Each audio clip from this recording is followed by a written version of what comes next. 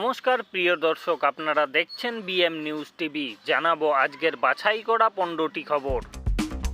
10 বছরে 100 পেরোয়নি কংগ্রেস, তৃতীয়বার এনডিএ নেতা নির্বাচন হয়ে কংগ্রেসকে তোপ দাগেন নরেন্দ্র মোদী। হাত শিবিরকে একহাত নিয়ে তার মন্তব্য, গত 10 বছরে তো 100টি আসনও জিততে পারেনি কংগ্রেস। 3বারের লোকসভা মিলিয়ে হাত শিবিরে মোট যত আসন পেয়েছে বিজেপি, একাই 2024 সালে এই আসন পেয়েছে। এনডিএর বিরুদ্ধে ষড়যন্ত্রের আশঙ্কা স্বয়ং নরেন্দ্র মোদীর মনে।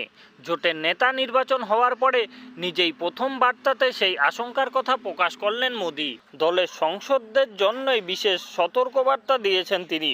সরাসরি ইন্ডিয়া জোটের নাম নিয়ে মোদী বলেন, ওরা তো ভুয়ো খবর ছড়ানোর ডবল পিএইচডি করে ফেলেছে। ভোট মিটতেই ফের উন্নয়নে নজর। আগামী 11 জুন নবান্নের সভাঘরে হবে মেগা বৈঠক। তাতে থাকবেন সমস্ত দপ্তরের মন্ত্রী ও সচিব, যুগ্ম সচিবরাও। এছাড়াও প্রত্যেক জেলা শাসক এবং পুলিশ সুপারও থাকবেন বৈঠকে। রাজ্য জুড়ে প্রশাসনিক কাজকর্ম কোথায় কি থমকে রয়েছে তা পর্যালোচনা করা হবে ওদিন বৈঠকে। ট্রেন থেকে পড়ে শিয়ালদহের মেন শাখায় মৃত্যু যুবকের। জখম যুবককে হাসপাতালে নিয়ে গেলে শেষ রক্ষা হয়নি। হাসপাতালের কর্তৃপক্ষের বিরুদ্ধে গাফিলতির অভিযোগ করেন যাত্রীরা। মৃতের নাম মোহাম্মদ আলী হাসান আনসারি, উত্তর 24 পরগনার টিটাগড়ের বাসিন্দা। বন্ধ 5টি প্ল্যাটফর্ম, বহু লোকাল ট্রেন বাতিল। শিয়ালদহে ভোগান্তি চরমে যাত্রীদের।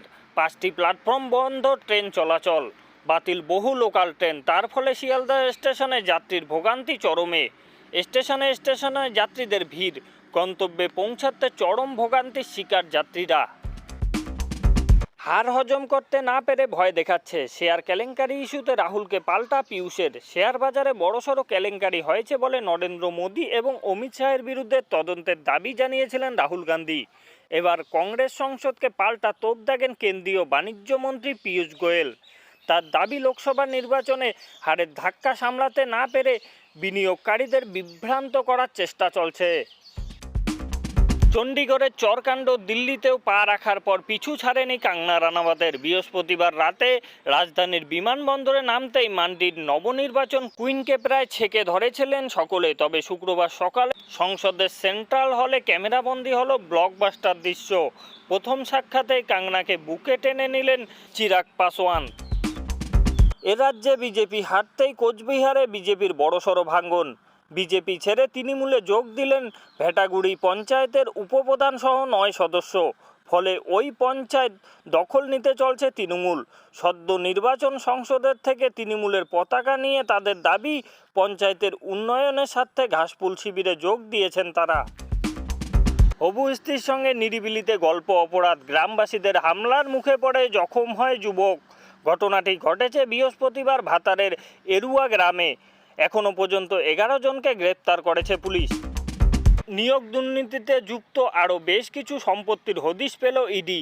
ইডির দাবি, এই সম্পত্তির সঙ্গে পার্থ চট্টোপাধ্যায়ের যোগ থাকতে পারে। তবে সম্পত্তিগুলি পার্থের নামে না থাকলেও বেনামে কেনা আছে কিনা তা তদন্ত করে দেখছে ইডি আধিকারিকরা। ফের মোদী সরকার, নিশ্চিত হতেই জোয়ার শেয়ার বাজারে।